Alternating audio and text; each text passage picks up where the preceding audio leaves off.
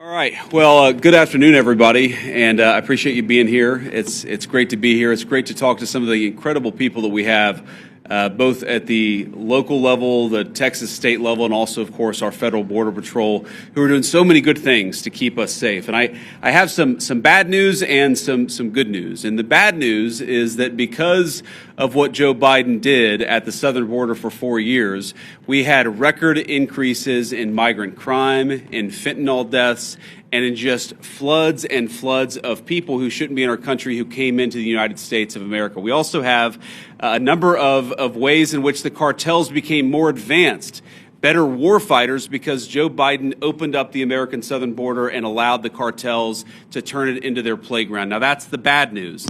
The good news is, as President Trump said last night at the State of the Union, it turns out we didn't need new laws. We didn't need fancy legislation. We just needed a new president of the United States, and thank God that's exactly what we have. And I will say that the most heartening message that I take away from my visit here at the Texas border is the number of Border Patrol agents who have come up to me and said thank you, or said because of this, we've cut the number of border crossings from 1,500 a day to 30 a day. Or the people who have come up and said we've seen a reduction, an 85% of the number of people who are dying at the American southern border. And every single day that we continue to keep this border safe, that means less migrant crime, that means less fentanyl coming into our communities, that means more safety and security for the people of the United States of America. And of course, we know the border problem, the border crisis under Biden's administration was a national crisis, but it acutely affected the communities right here. And I've already heard heartbreaking stories of people who are still picking up the pieces, local mayors who are still dealing with the budgetary consequences of what the Joe Biden administration allowed to happen at the American southern border. And that, too, is something that President Trump is going to help address, help fix, and help solve. Now, I wanted to bring Secretary Hegseth and Director Gabbard at DNI down here because, one, I obviously enjoy their company, and it's good to have them down here with me looking around today. But unfortunately, we know that because of what's happened, the border crisis has become a matter of national intelligence, and it's also become something that requires the Department of Defense to engage with. I was talking with Paul Perez earlier. The drone technology that the cartels are using requires, unfortunately, a military response and military support. So it was important for Secretary Hegseth to see what's going on, because we know that the millions and millions of people who were let in over the last 4 years, many of them are connected to foreign terrorists. It's important for our leader of national intelligence to get a sense of what's here on the ground. So before we take questions from the press, and all of us are willing to take questions, I want to give Secretary Hegseth and then Director Gabbard an opportunity to say a few words themselves. Mr. Secretary. Well, Mr. Vice President, thank you very much for inviting us. It's great to be here with you, with the director, with our fellow friends in civilian clothes and in other shades of green. This is a demonstration of a true partnership on the southern border. As President Trump has made clear on the campaign trail and from day one and last night, border security is national security. And from the Defense Department, we've watched for a couple of decades other people's borders being secured while ours was open for an invasion of drugs and of violence and of chaos for American communities. That stops under President Trump. And the Defense Department has assets that we can bring to bear, not just troops, not just surveillance, not just equipment, but actual planning and capabilities that enhance what Border Patrol is already doing, which is why it's been incredible to hear from our partners about what we've been able to allow them to do, facilitate them, and we've seen it in the numbers. 98% drop in crossings on the southern border. We're not yet at 100% operational control, but we are on our way because that is the mandate that the president has given us. So more resources are coming to this border. We are dedicated to securing it. That's the reason for our trip and our partnership. And I want to thank all the men and women who've been doing it recently in uniform, who have been doing it a long time right here, have dedicated their lives to securing the American people. And at the Defense Department, we are committed to continuing to being a big part of it. So, Mr. Vice President, thanks for having us. Absolutely, man. Thank you. Great. now Director of National Intelligence, Tulsi Gabbard. Tulsi. Thank you, Mr. Vice President, for your leadership in bringing the country's attention to what has been happening here at the border and the significant change that has already occurred under the short time that President Trump has been in office. Really, what you're seeing here today and what you'll continue to see is a unified effort across President Trump's national security team, the Department of Homeland Security, towards our mission, which is to ensure a safe, free, and prosperous society for Americans. As Director of National Intelligence, there are a number of areas where we are focused. The President talked about in his speech, over 21 million people have come across our borders illegally under Joe Biden's administration. There are many of them that we don't know who they are. They have not been vetted. We don't know where they are. I'll give you one quick example of one of the problems that we are getting after. From Central Asia, there were over 4,000 people who came across our borders using an ISIS-affiliated network. Our National Counterterrorism Center went through and identified those individuals. There were hundreds of them who were either known terrorists or associated with known terrorists. That information was provided to the Biden administration. You may remember in some of the news, a little over 100 of those people were arrested in 2024. Of those who were arrested, only 8 were either deported or remained in custody. Only 8.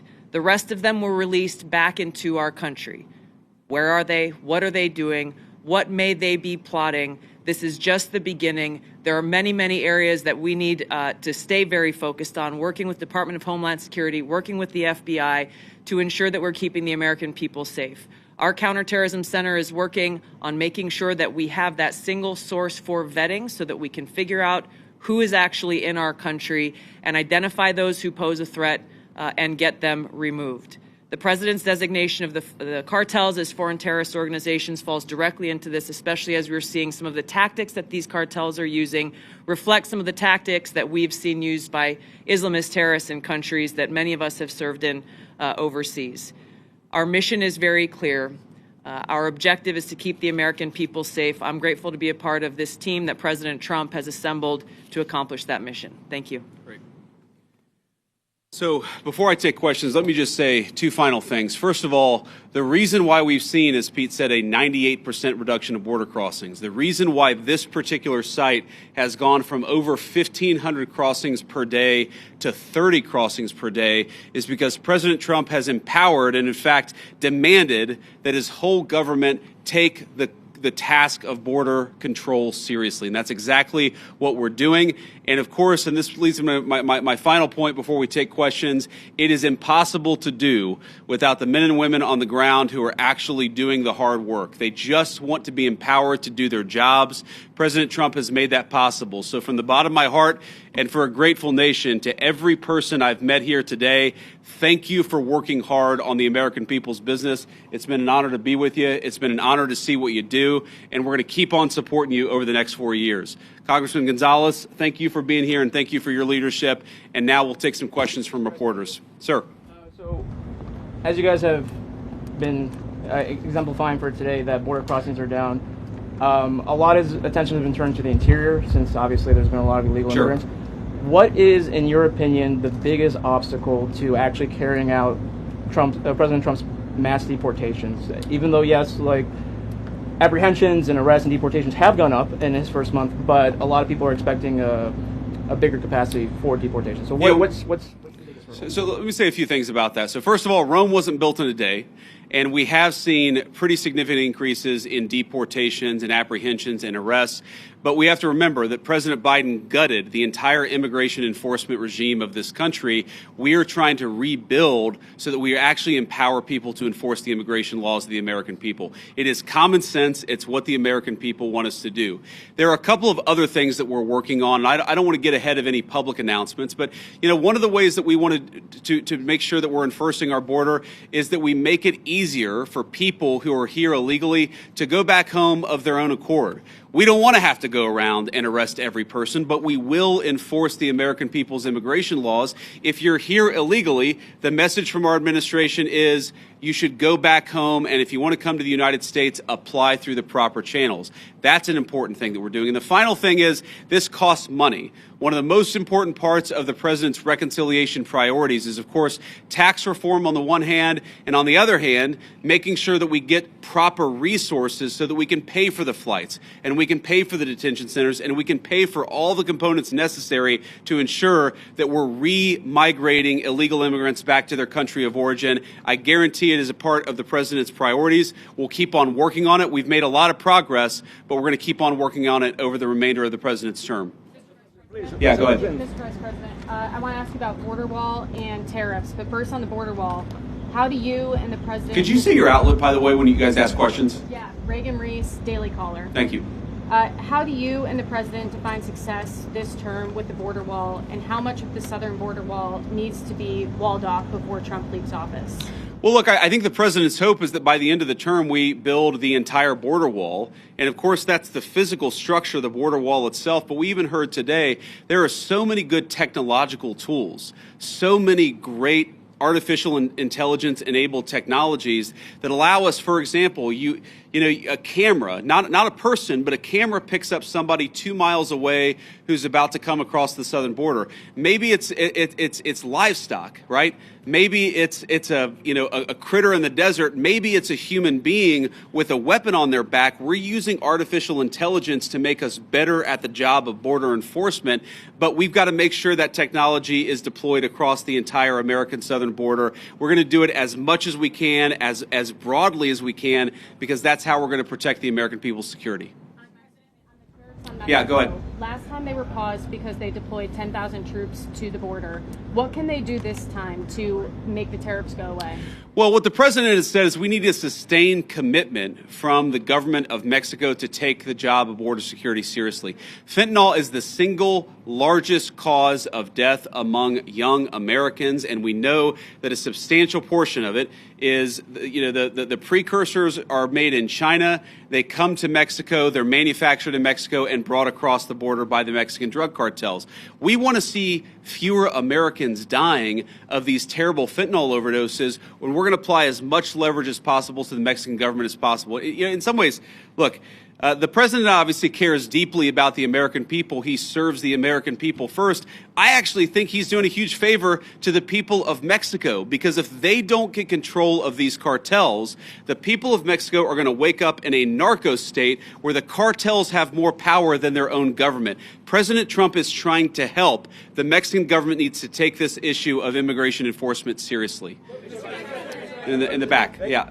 Mr. Vice President, Ali Bradley, News Nation. So since the designation of the cartels as terrorists, does that give the United States the green light to go into Mexico and to strike them there? I mean, right now, obviously, they've struck in the Houthis in Yemen. So why not, when we've seen cross-border violence, go after them in Mexico? And then my second question is about a designation. I'll follow up on, please. Go ahead and ask the second question. Why isn't the Juarez/La Línea cartel designated when it's in one of the most deadliest places on the planet? Juarez has been designated as one of the deadliest cities. It's right across from El Paso. We've talked to community leaders. They say, we know Juarez cartel's operating in the U.S. and so are their affiliates. We don't even want to talk about it out loud, though, because then we'll put a target on our back. They're scared. Border Patrol even thought they were designated, but they're not. The State Department didn't tell me why. So on that, we're looking at additional organizations. Obviously, this is the determination of whether to determine a particular organization, a terrorist organization, is something that we consult with our leaders of the Department of Defense. We also consult with our friends in other governments. We maintain the optionality to designate further organizations, terrorist organizations, if we feel that we need to in order to protect the American people. And I think President Trump has made it very clear he's not going to be shy about designating some of these cartel organizations as terrorists if he thinks he has to protect the American people. Your first question was about American forces to strike. Oh, sorry. Yeah. So look, I'm not going to make any announcements about any invasions of Mexico here today. The president has a megaphone, and of course, he'll speak to these issues as he feels necessary. But what designating cartel organizations allows us to do is deploy the full resources of the United States military to engage in serious border enforcement. Of course, the president is going to make the determination about how we deploy those forces. But our hope here, Our hope is that Mexico takes this job seriously. We don't want to have negative relationships with the Mexican government. We want the Mexican government to help itself, but also in the process to help the American people by taking these organizations seriously. It's going to destabilize the entire country of Mexico, the entire government, if they don't take it more seriously. We're hopeful that they will. And if they don't, then of course, we'll figure out what to do from there. Univision. So, you just mentioned something about invasion of Mexico. Is there any talk or any thoughts about actually U.S. military forces going into Mexico? No. Next question. On tariffs, are any other industries other than automotive reaching out to you guys to carve out special deals? And did the automotive industry know this was coming before today? Well, a number of industries have reached out to us to ask us for exceptions to the tariffs, but I think the president's been very clear here that he wants the tariffs to apply broadly. He doesn't want to have 500 different industries getting 500 different carve-outs, and the way to avoid application of the tariffs is to have your factory and have your facility in the United States of America. That is the way. Invest in America. That is how you will avoid being penalized by these tariffs. Sir. Vice President, KSAT 12, John Paul Barajas. You've been talking about the improvements that your administration has done here with the crossings. Can you talk about the decline prior to President Trump taking office under the Biden administration? Well, I think like so many Americans, apparently members of the Mexican drug cartel figured out in November and December after the election that Joe Biden was asleep at the wheel and they had to be dealing with the then president-elect and now president. If you look at what drove the declines before the inauguration, people will tell you they knew that Donald Trump was coming back into office. They knew he was going to take border enforcement seriously. And so they were already getting ahead of actually cutting down those illegal crossing numbers. We saw that from the Mexican government, of course, because we were threatening some economic sanctions against them. But we also saw it from the cartels themselves. And even today, because, of course, it doesn't, it takes a little time to get from the deepest parts of Central America to the American southern border. What we often find is that there are massive numbers of illegal immigrants who have already started to make the trek and have decided, you know what, because Donald Trump's president, we're going to go back home. We heard today about a Honduran group of migrants who decided they're just going to go back home because they recognize that under Donald Trump's leadership, we take border enforcement seriously. Thank you all. Take care.